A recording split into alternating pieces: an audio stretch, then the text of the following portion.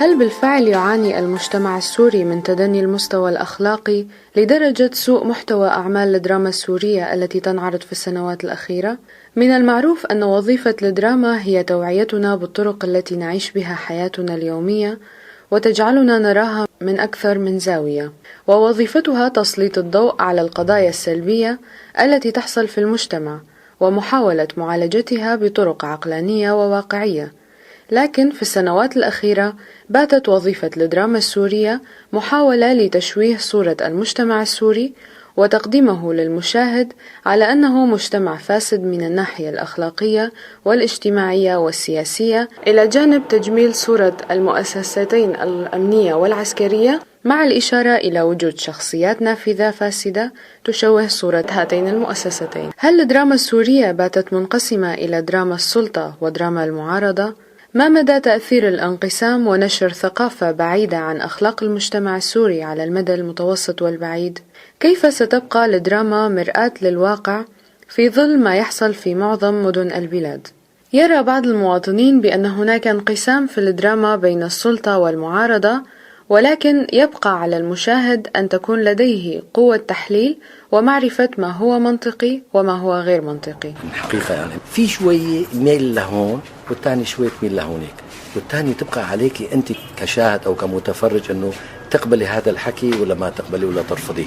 فكري أنه هذا الأكثر منطقي وهذاك أنه مثلا مو هو منطقي ومو غلط، يعني تبقى عليك على قوة التحليل تبعك تشوفي الطرفين. يعني قسم من المثقفين يقولون بأن انقسام الدراما ينعكس سلبا على تفكير وسلوكية المجتمع، وأن عودة الاستقرار للبلاد ستجعل الدراما تلعب دورها الحقيقي. في الحالة الراهنة عم نشوف الدراما السورية متجهة باتجاهين، اتجاه للموالاة واتجاه للمعارضة، وهذا الشيء ينعكس سلبا على المجتمع وتفكيره وسلوكيته.